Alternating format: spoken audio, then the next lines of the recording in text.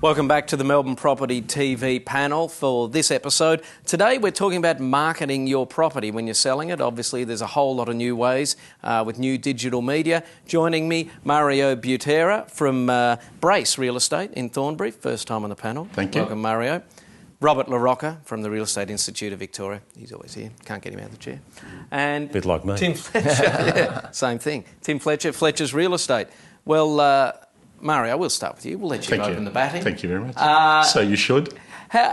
In recent times, obviously, new digital media, are you guys embracing it at Brace? Yeah, the technology's there and we've got to use it. I mean, these are the times. I mean, to reach a wider audience instantly, it's the way to go. But I'm still a bit of the old-fashioned. I think the standout person still gets back to the basics. I think there's less interaction these days. It's less personal. I still like to have that one-on-one. I think it's very important. But yes, the electronic age is here and certainly we've embraced it. And video, Tim? You would have loved it when video came in. We've been doing videos for a long time. But I do think with videos, you've got to be a bit careful here. You've got to entice people.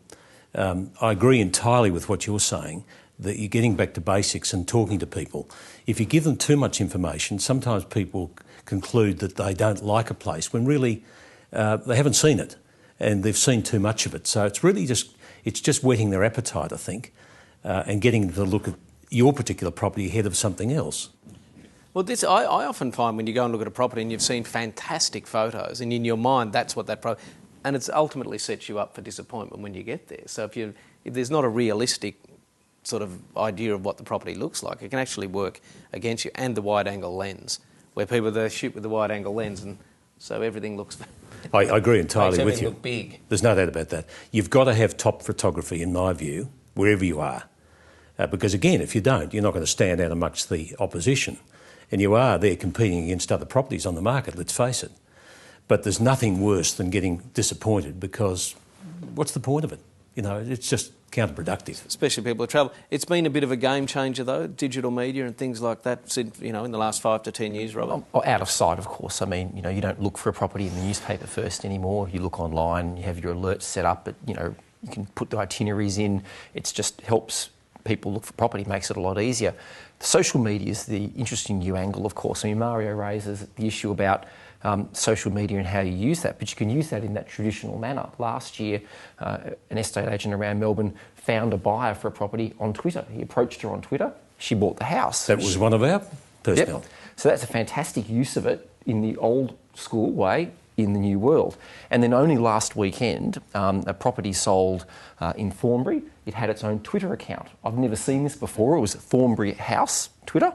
And they got out there and they were promoting the blog that the vendors had made, and they got people looking at it. They calculated, I think 140 people looked at their blog the night before the auction. They sold for over $1 million. So it didn't cost them anything. They still had a traditional campaign around it, but, new ways of using things. Because that is the thing with digital media. A lot of it is, I guess, cheaper than traditional newspaper ads or whatever. Mario, what should you be... Say you've got a median house, $550,000. What would you be spending on your marketing campaign? I mean, the rule of thumb is usually about 1%. The lower the price, it could exceed 1%. The higher the price, it might be a little bit less than 1%. But say on a $550,000 property, I would estimate a campaign somewhere between $4,000 to $6,000 is where you would target. Now, the bulk of the money usually goes on print ads? Well, obviously, your boards, your brochures, as Tim said earlier, you need quality photography, you need quality floor plans, you need to entice that market to the property. And then obviously when you've got that volume of buyers, you've got competition. Competition will ultimately give you the best price. What's the philosophy behind having the price range or not having the price range? Because some agents, you see, no price range at all. And it seems to be in the more affluent suburbs, I guess. Obviously it's a deliberate market strategy? Oh, look, it is by some. I'm a great believer in actually not hiding the price range because I think you miss people. In fact, I know you do. Well, I don't look at a price. If I don't see the price range, I just keep moving because I think it must be out of my range. Well, I don't blame you. Yeah. And you don't necessarily, you don't want to waste your time, basically. So I think really that's my personal view, that it's very important that agents give... It's all it is an indication. I mean, it's not an exact science, this business of property. And it's for us to interpret what the market's saying. And there are plenty of occasions where we'll lift the indicated price because the market's telling us it's worth more, or on occasions have to drop it if we've, been a little bullish to start with. And how important's the open home then? Well, the open times is incredibly handy because buyers don't want to be, pinned down to one appointment only. They want to be able to just come to the open house freely and not be pushed, by the agent on a one-to-one. The big plus with an open for inspection, and I agree with what you're saying there, Mario, but it's the aspect of buyers rubbing shoulders with others and the psychology of you seeing as a buyer someone else that wants it. Because guess what? We don't want to buy anything that no one else wants. Yeah. So if you're seeing people who are making positive remarks, mind you, can work against you too. Yeah. And you get sometimes people coming along who deliberately try to put people off. Well, that doesn't work. People don't get tricked by that. So it's that psychology, I think, with open for inspections that I think plays a very important part in this whole selling process. And we encourage people when they're going to opens to ask questions. I mean, some people go to opens and they hold back for fear of giving some game away or something, but there's your opportunity. The estate agent's there, other people are there. Go and ask them the burning questions you've got about the property that can help you learn more. Also, tell the agent what you're looking for, because it might be that property is not what you're after, but if you tell them what you're after, then they may know of another property, and that can help your search process as well. What about when you're trying to select an agent? How much weight should you put on their marketing plan? I think it's very important because, they're showing you how they're going to use their skills to market your property.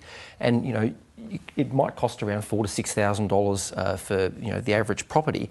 But, a good agent who knows what they're doing can also pursue innovative techniques in the right area as well. At the REIV, we present awards for sub-$2,000 marketing categories just to show that in some places and times that can work as well. So, part of selecting the estate agent for your property is getting them to tell you how they intend to market your property, and then you'll learn about some of the differences that are there and, costs as well. Do you see a time when some people will just sell houses via social media and those sorts of things? Well, no doubt. If in that, very affordable category, sub-2,000 category, it almost rules out a lot of print ads. That's really an internet-only strategy. And the more and more people are using the internet, it's going to happen, no doubt. What we haven't touched on is the database. I think it's very important to invest, not spend, but invest. There's a subtlety there in terms of marketing. But in selecting the agent, I think it's terribly important to pick one that's actually got a very good database, because you get plenty of impulse buyers out there who say to an agent, if you find the right place, let me know. They're not out searching the media, they're not doing the Twitter, they're not doing any of that stuff. So I think you've got to bring as many bees around the honeypot, as they say. So you've got to do everything. And don't, skimp on it if you want to get the best price. You only have one shot at this.